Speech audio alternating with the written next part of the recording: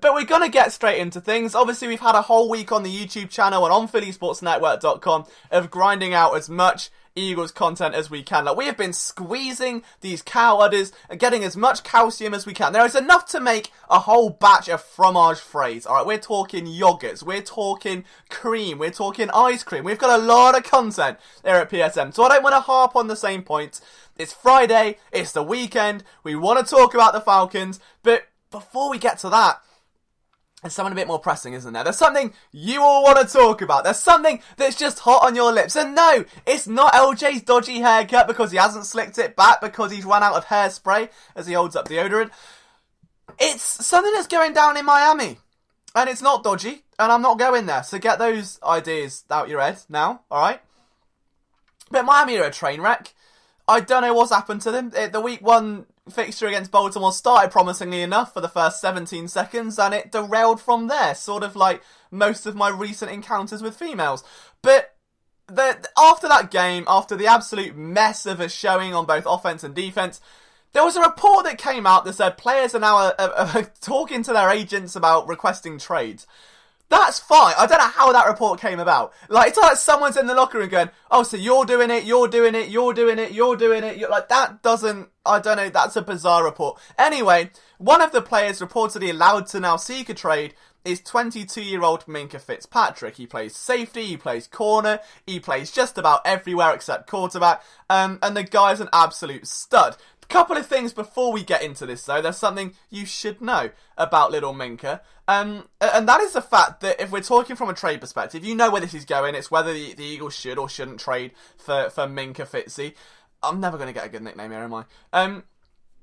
But the guy's only 22. He's going to turn 23 in November. He's only 10 months older than Trayvon Diggs, Alabama cornerback prospect. Some of you may have heard of him.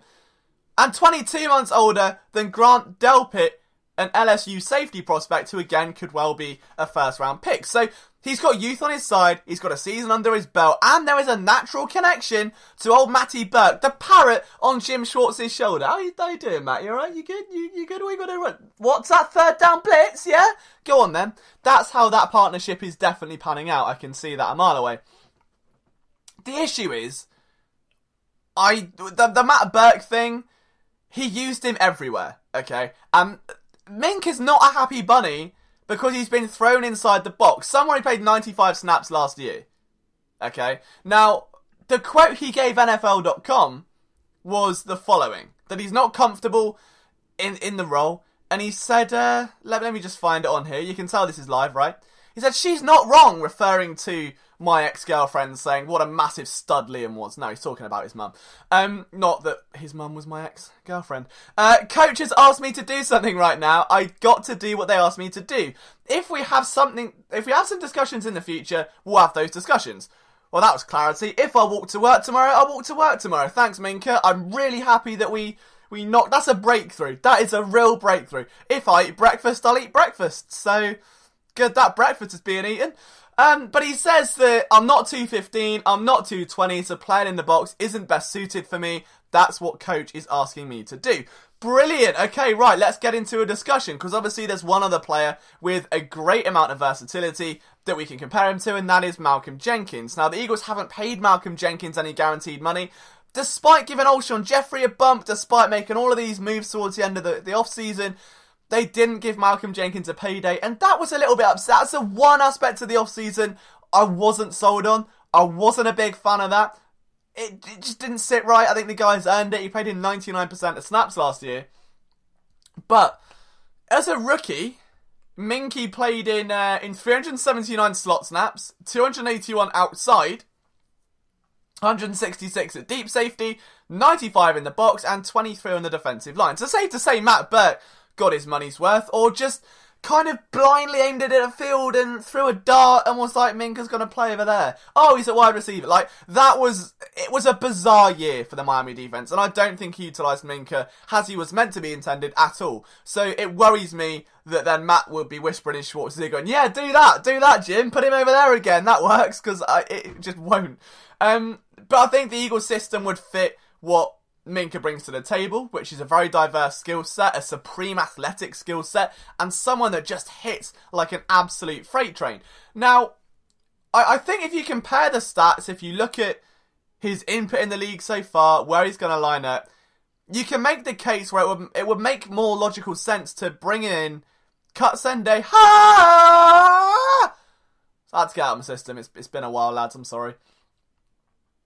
Keep the 4th round pick and put him in at like the 3rd safety spot behind McLeod. If you want to play over the top, that's fine. The Eagles had 55%, I believe, of snaps last week with only 1 linebacker on the field. So that was brilliant. That was great. That went really well. So given in that they've already got a lot of defensive backs, they've already got 2 slot corners, arguably 3 if you count Sidney Jones and Crave on an IR, it would just make sense to bring him in, have him over the top alongside Rodney McLeod, and then bearing in mind that Rodney McLeod's contract situation isn't exactly gleaming. He had to forfeit all of that guaranteed money because he hurt himself last year.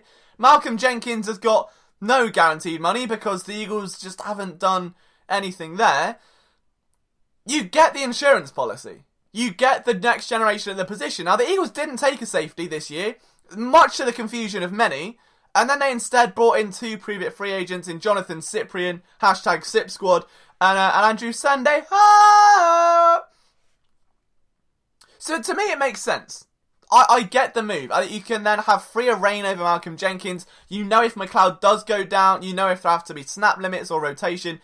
You've got a young guy there you can develop. The guy's 22 years old. He has 4 years left on his contract. The problem is, Miami don't want to win. And sending any player to Miami is killing his career before it's even started. Right? Now, they've just placed Julian Davenport on injured reserve, so there's going to be naturally ties to Halapoulivaati Vaitai, which I don't know if I agree with. I think from a trade perspective it makes sense, but I don't want to see Vaitai lose his career in Miami. He's done well in Philly. Like, no, come on. It's hard. It's really, really hard. Like, I don't know what you give up, because the Dolphins realistically only want draft capital. Would I give up a 1st round pick? Yeah, I'll give a 2nd. We can debate a 1st. Maybe a 2021 1st, if you want to get tricky. Or maybe a conditional 2nd, or a 2nd and a conditional 3rd, depending on snap counts. Or a 2nd and a conditional 3rd. And I don't want to say his name, but Jordan Howard, he was already mentioned with the Melvin Gordon talks. It's not the end of the... I don't want to say it. I'm not saying it. We're not putting him in there. But if I'm Howie Roseman, I'm certainly willing to negotiate a price.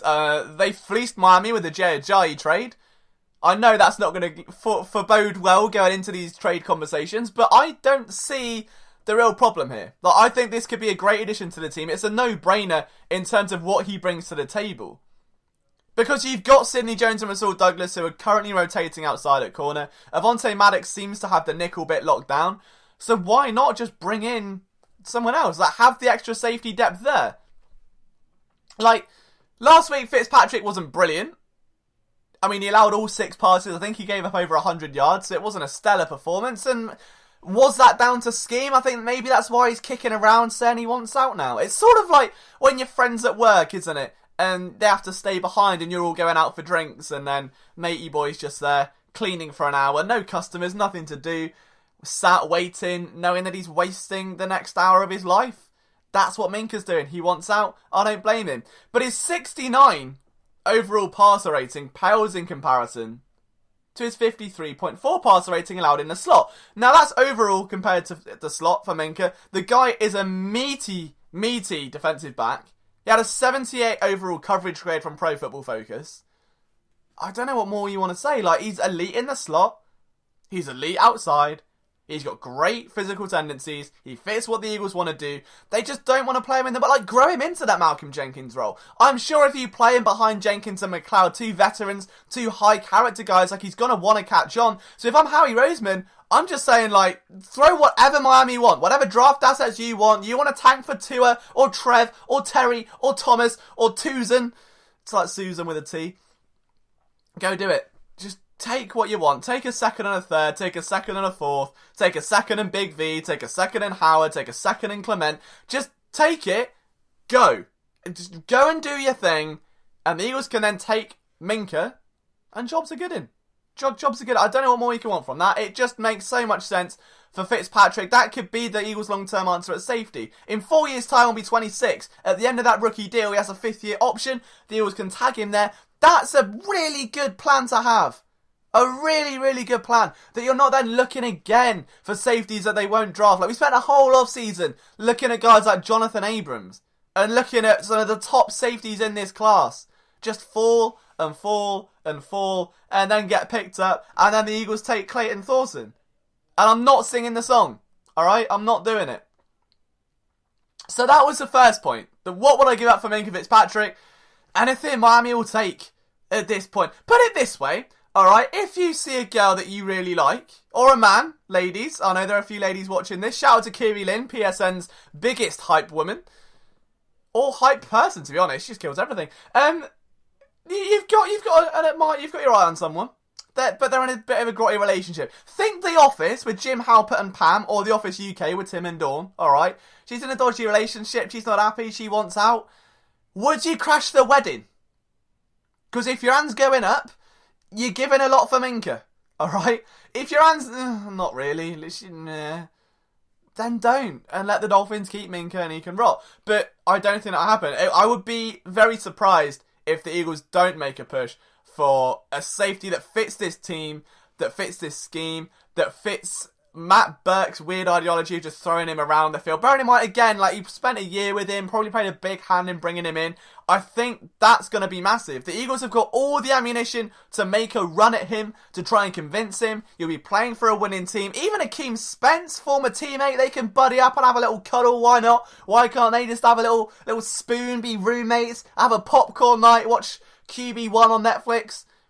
I'm down for it. Do whatever it can. Hashtag free Mink. But let me know what you guys think down in the comments, or on iTunes or Twitter, at Liam Jenkins PSN, at Philadelphia SM, whichever one you feel like tweeting me at. Go give me a tweet. I'd appreciate to hear your feedback. But now, ladies and gentlemen, we've got to turn our attention to this week, because we do have a game on our hands. Oh, you're not going to sing it, don't you? You know it's coming, because we'll be waiting all day for Sunday night. It's sort of like a ritual, isn't it, for Sunday Night Football? Like, you always have to watch the videos of, like, all the old ones. And you start with Pink in, like, 2006 and think, wow, her career really went downhill. Although, Perfect was a banger. Did she sing that? I don't know. She sung a couple of good songs, though. Like, that one about the party, I'm Coming Up. That was a bop, right? Anyway, back on to discuss it. You have Chris Collinsworth in his cowboy hat and Al Michaels. They're going to be calling the game. Eagles, Falcons, in a dome. It's Matt Ryan territory. The Eagles have won all 3 of their last meetings. Doug Peterson undefeated against Atlanta. Is that going to stay the same this week? Maybe. Maybe not. That's the analysis you need. And that is the end of the podcast. No, I'm kidding. There's a lot to dissect from this matchup. But before we we're just on the cusp of it. We're going to have this little bit, and then thank you next. And then we're going to dive into what I think is the absolute X factor. And believe it or not, it's not Julio Jones who has 405 yards against the Eagles in those last three games. So that's the thing. It's actually something I noticed last night. In Thursday Night Football with Cam Newton. If anyone watched that Thursday night game, I'm sure you get where I'm going with this, did it not make you eternally grateful for the existence of Carson Wentz? Did it not make you just want to go and give him a hug and just say thank you? Cam Newton, after years of being battered and bruised and having an offensive line that can't protect him outside of one season, just looked like he couldn't be arsed. He couldn't be bothered. He was just stood. I lost money on it, so I'm actually going to pick him apart on this podcast. But he just dropped back and 180. Like, that was 4 hours. And then Luke Kuechly would fly and make a heroic play for Cam to go 180. It made the resurgence of Carson Wentz seem that much more special. Especially with the explosive relationship with Deshaun Jackson, with Alshon Jeffrey, with Zach Ertz. It just reinforced that watching a bad offense and a bad quarterback in comparison to what we saw on Sunday, where yes, for 2 quarters they struggled. I think that was arguably more defense than it was offense, though. It just gives you that sense of, You wake up in the morning, your hands go back, it's a good day, everything's perfect, the birds are singing, the grass is green, and Carson Wentz is now under contract for the next 5.5 years. It's just a good day, isn't it? And Wentz looked, I would say, the best he has since the end of that beat any of his 2018 performances. We saw a measured Carson Wentz, a composed Carson Wentz, a matured Carson Wentz. And I don't even need to look at the stats. We can go back and say, oh, well, technically the ball came out of his hands and it should be a full touchdown to Ocean. We can do that. We can talk about 300 yards and 3 touchdowns if only someone predicted... what? Who predicted that? Me? Oh, who bloody did that? Oh, Liam's on it again. Oh, classic. But the way he moved in the pocket, I've not seen him like that for, like I said, since the end of 2017. I really haven't. That Carson Wentz, to me, was someone that... I think... Someone told me a quote one time that was, how you react to criticism defines how accurate it is, right? Now, I've got a trend of taking people's criticisms on YouTube or Twitter and making them my profile picture, because it's funny, really. But if anyone was going to severely rip into me and defamate my character, like Wentz went through with that article, bearing in mind, when Wentz being the face of the franchise is on a team where... his backup has won a Super Bowl and then taken a team to a second playoff run and it made basically his offense. It was false things. It was a simplified, condensed version. I'd be upset. I'd be annoyed. I'd be fuming. Now, a bit of a minor problem here. I've just got to try and put my phone in on charge because it needs charging and... oh, that's not going to go well. We'll get to that in a bit later. We'll just hope the phone doesn't run out of battery, really. But Wentz, to me... then comes in, there's no more pressure from Nick Foles. Hey, he's going to love the guy, probably taught him a lot, but there's no more pressure on that front anymore. There's no more worry that he hasn't had any time to gel with Mike Groh. His knee's fully healthy, his back's fully healthy, and the confidence in the pocket to climb the rungs of the ladder, to scan through his reads with his body and not just his eyes and then stay locked in and throw one a million miles away, was excellent. That was the best I've seen Carson Wentz play in a long, long time. Maybe even since the Chargers game. That in 2017. It was so good.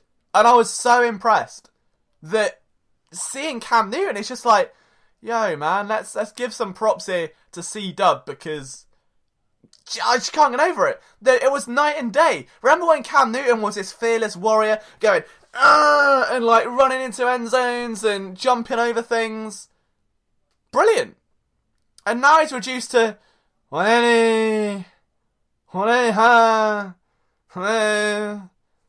great. Meanwhile, Carson Wentz being a leader of the team, rallying guys together at halftime. I just think that this whole process of watching Foles win a Super Bowl, then getting injured again, then having to rehab, all of these other things, including that article, have just shaped the man we see today. And I think Wentz has come of age. This is the coming of age season for Carson Wentz. And it's the best platform for it because he's got the best receivers to help really marinate that growth. So just a big shout to C-Dub, Carson Wentz, because I don't think we're going to see much better than that in terms of quarterback player. That was a clinic in the second half. 4 back-to-back, not 4, that would be 8, but 4 consecutive touchdown drives. I don't know what more you could want, but I know what you want. I know what I want. And as I try and find it on Twitter, you may guess what I'm referring to. It is, of course, another edition of Thank You Next. It is a favourite part of the show. It's a bit where you ask me questions on Twitter and I read them out, aka on the bloody podcast, alright? It is a genius piece. So, here's how we're going to do it. We're going to find the tweet. I've found the tweet. And we're going to get through your 5 questions that you've asked me. We're going to kick things off with Teddy Beriani. Thank you, next! Best Eagle to sing karaoke. Oh, okay. I think this, I've not heard, I know they do the little rookie videos and stuff. I've not heard them. I try and stay away. It's like a private thing. Who's going to be the best Eagle? I would love to sing karaoke with... maybe one of the big boys, wouldn't it? One of them, because I've got a high voice, right? So mine's I can hit the high notes in most songs. If I'm going to sing a song in karaoke, I've got to go the high octave, someone else is going to take the low. So if we're talking about, let's say, Bohemian Rhapsody, I am easy come, easy go, I need someone to go little high. So I need that balance. So I'm gonna go with either Fletcher Cox or Lane Johnson or Jason Kelsey. He's got that rasp, isn't he? He's got a bit of a rasp in his voice. So I would say, no, let's go with Kelsey, and we can call our tribute at the LJK. No, we can't. Let's call it L. Jason Kelsey. Yeah, we're going to go with that. Also, what strategy will the Eagles use to contain Julio without Jalen Mills? Basically, putting any slightly more capable cornerback on him. I don't know. I think if you look at the last few games, they've tried to bracket Julio Jones and bring down that safety and sort of funnel him into a 2 DB sort of look where you've got a safety coming down and then the corner will roll over the top and they sort of huddle in this middle. It's hard to explain. I think it's bracketing. So I would say that, I think you've got to put on your best corner, your stickiest corner, which is Ronald Darby, who I don't think has covered Julio Jones specifically for a while. It has been Jalen Mills, so that will be intriguing. That is a key matchup to watch, but it's mainly going to be getting Rodney McLeod involved, I think, is the difference. Chris Jeffries at RO80Cop, thank you, Mr. Robocop, says, should we go after secondary players, not just Minkah, after the 380 yards Keenan put up on us? And this bit's in capital, so I'm going to shout, why is Deshaun Hall not moved up? Let's get to the first bit and we'll work down, alright? Now, should we go after secondary players? I think it was more scheme than anything. The Eagles' corners are capable, the safeties are capable. There was just a lot of miscommunication. That borderline 70-yard touchdown pass when Saul Douglas came up or gave up, that the corner should have essentially lapped over the top. That was Ronald Darby, because during jet motion, the player goes one side, Darby stops because of all the congestion, therefore the safety has to come down and meet that player. That didn't happen. So when that happens, obviously you've got a void back here, and Darby didn't drop back into it. Therefore, one-on-one, Douglas is playing zone outside. It wasn't really his fault. I think it doesn't really matter. The main worry I've got is the pass rush this week, because Minnesota deploy a lot of blitzing, a lot of pressure with man coverage on the outside, and that's why they were ripping Matt Ryan to shreds all game long.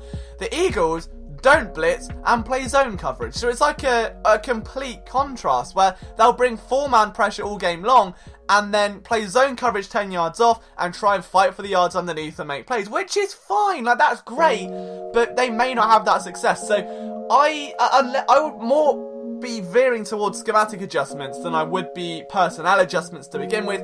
Get them in man coverage, get them in press situations, let those young hungry guys feast, especially a guy like Douglas who somehow got the CB2 start and had a lot of press at West Virginia. Hasn't really done it much as an Eagle. I'd love to see what he can do.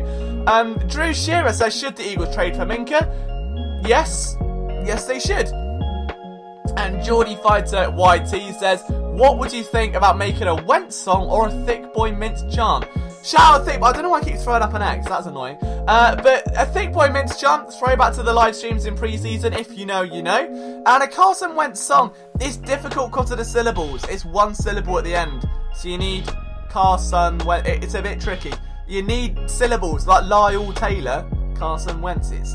We've got to work it out. We'll see what we can do. I'll put my brain to the test, and I'm sure something will come up after a Jack Daniels or 12.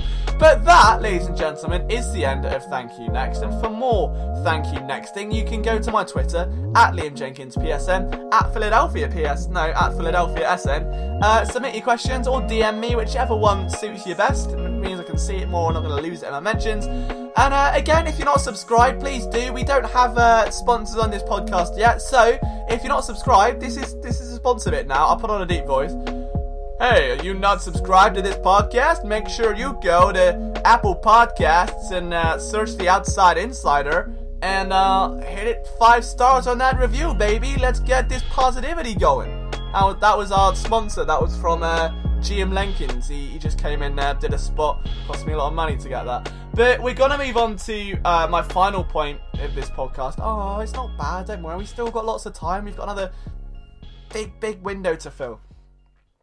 And I think when you look at this, it's star-studded, right? You've got Deshaun Jackson, Julio Jones, Carson Wentz, Matt Ryan, Deion Jones, Keanu Neal, Malcolm. We can go on and on and on and on and on.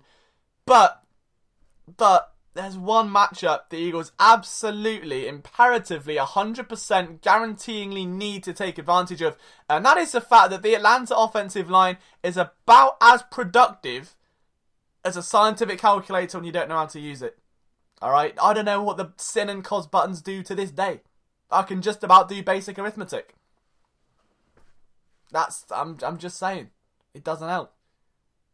But the Atlanta offensive line is just... I don't know what happened. Obviously, Chris Lindstrom went down with injury last week, which is... You never want to see it. So, from myself, Chris is really not listening to this, but I hope he recovers well. And obviously, first round pick, I hope he can come back from that injury and still enjoy a fruitful career. But when you draft Lindstrom and Caleb McGarry to fix a fatal flaw where the line allowed 42 sacks. 42 in 16 games. 42 in 16 games. I can't go much higher. I will try. It might hurt you. Alright, so we're gonna not do that. They ranked 24th in rushing.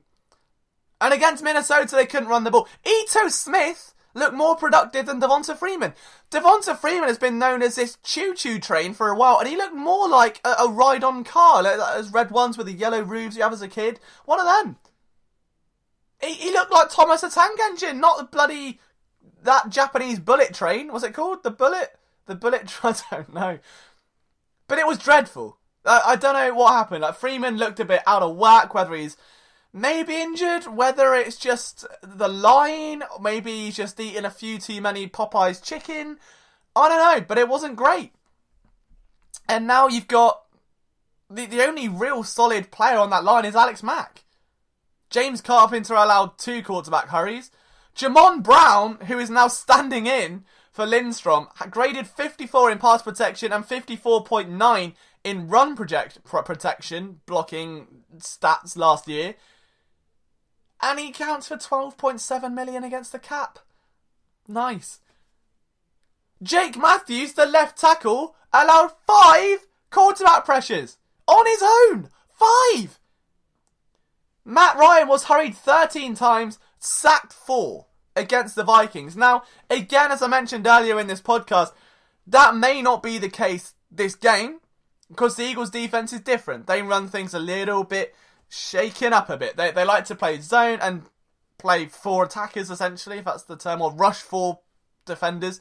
Whereas Minnesota will gladly blitz everything they've got and play man coverage to negate that over the middle. So it's a tricky situation, but at the end of the day, the Eagles' run defense held Darius Geist to 18 yards on 10 carries, and Devonta Freeman had 19 yards on 8 carries. So either way, their line can't get pushed, the Eagles' line's getting a lot of push, and you just sort of meshed together a little bit, didn't you? It's looking good. Really, really looking good. And this is really, really a case of just sniffing blood in the water. It has to be. Bearing in mind, Matt Ryan in a dome at home has been the biggest league stigma. Is Matt Ryan in a dome, Drew Brees in a dome, because the wind is gonna be not there, and unless all the fans whisper at once and go, then that ball's not moving, and that is good because it will carry more air yards. Hashtag. I don't buy that. I think that if he can't get going, if they can't get the run going and balance it out, and he's got to throw 46 times, that's where the matchup becomes very secondary based, but it is one big chain reaction. It is in every game. You can't have a successful secondary without a successful pass rush, but if the pass rush does its job, you then go to part 2, which is Julio Jones eating Ronald Darby's eyes out, or is he getting eaten eyes out too? Yeah? I can't find the answer to that on HomePod. Right! I don't know why my HomePod's listening to that. That's a bit creepy. Hey Siri, who will win out of the Eagles and Falcons this week? Let's try that. I couldn't find any Falcons-Eagles games for this week. Their next game is on Monday at 1:20. The odds favour the Eagles over the Falcons by 2 points. Well, that's the whole... I don't know why I bother doing a podcast. I should just get that to do it. It did the whole thing. It ruined everything. I was gonna say their favourite. Things you hate to see. But anyway, this pass rush where Derek Barnett, Fletcher Cox and Brandon Graham all ranked inside the top 5 players in quarterback pressures last week. Barnett had 8. That's gone massively under the radar. For people that there is like a division of Derek Barnett. People like, I'm on the fence. I'm that guy. Like, some people are like, oh, Derek Barnett, he's trash, he's third year.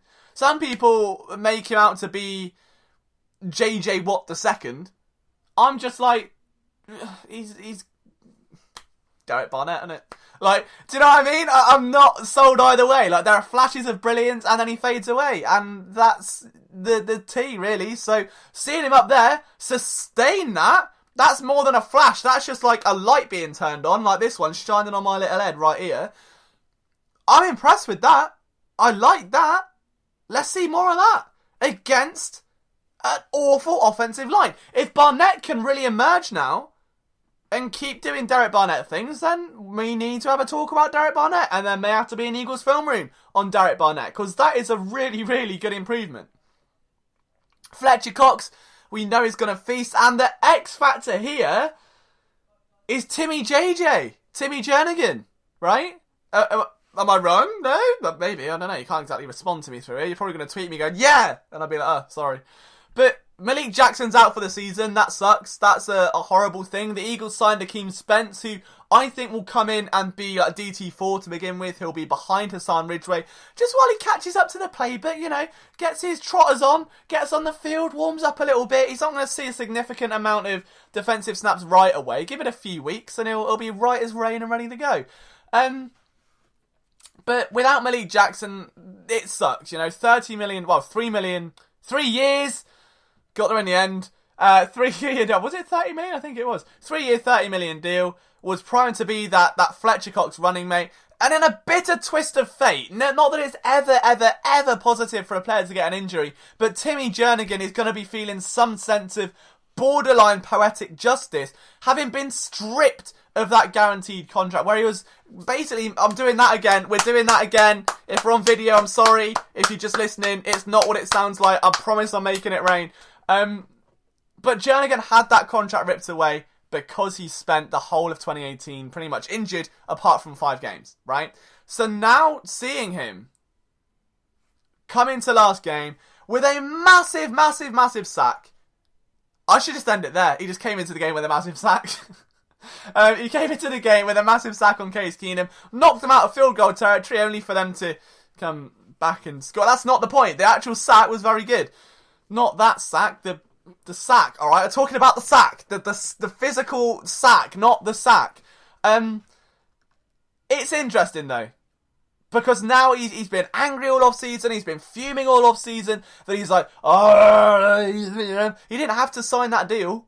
He didn't have to come back to Philadelphia and take next to no guaranteed money just to get a shot. He could have waited and gone to the CFL, the XFL, or any other NFL team for probably a bit more expensive deal. He chose Philadelphia back. He chose Philadelphia, so he had no right to be annoyed. That's like, you know, kicking yourself in the sack, hitting yourself in the sack, not getting the sack, and then complaining it hurts. Like, don't do it.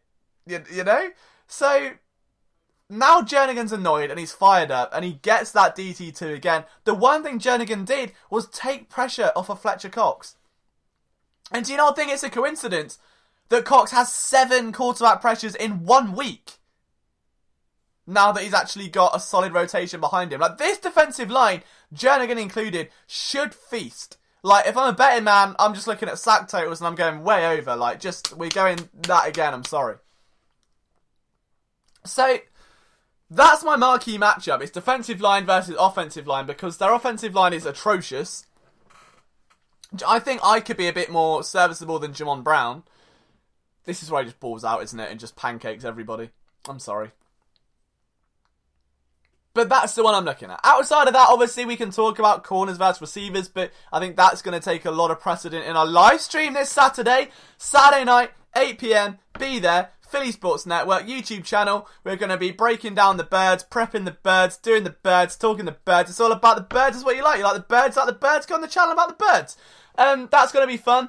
But outside of that marquee matchup where we're talking defensive line, offensive line, it's just going to be, I think, a shootout or a blowout. I really do. I can't see this being a case of the Eagles going down by 17-20 like they did against Washington, the thing they've got to bear in mind is that Matt Ryan's going to make them pay.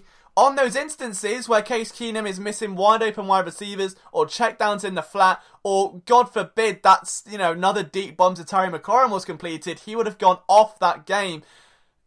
Matt Ryan will not miss that throw. Julio Jones won't miss that catch. Mohamed Sanu won't miss that catch. Calvin Ridley is going to run that route better. So the Eagles can't afford to start slow. They can't afford to let the Falcons get in a groove, especially in a dome, if we're going down that comment again. So it's going to be intriguing. I think the Eagles should be a safe bet here if you are a betting man. If not, don't bet on the Eagles. But I didn't want to go into this podcast and talk Julio Jones and cornerbacks and Carson Wentz v Matt Ryan, because I think, we hear it every time they play. Although this is the first time Wentz has played Matt Ryan since 2016 as a rookie, so this is a really coming of age now. It's like Anakin versus Obi-Wan, only expedited a little bit without lightsabers and adding Miles Sanders in there just for the fun of it, really. But I'm taking the Eagles to win. I hope you are as well. This is going to be a very fun game. Again, I think it's going to be a shootout or a blowout. I don't think Atlanta's offense has the stamina to sustain the Eagles' pass rush. Even if they're only taking 4 forward, or like they're rushing 4, I don't think their offensive line's going to handle it all game long. They're going to crack eventually. It comes really down to the Eagles' defense, and can they stop the offense? Can they just limit them to field goals? Can they keep Julio out of the end zone? If they can, as they have before, then this is a win. But it has to start up front. Get Matt Ryan off his perch and go from there. And that is how we're going to leave the podcast. Guys, thank you so much for tuning in. I hope you've enjoyed today's show. If you want to follow me on Twitter, it's at Liam Jenkins PSN.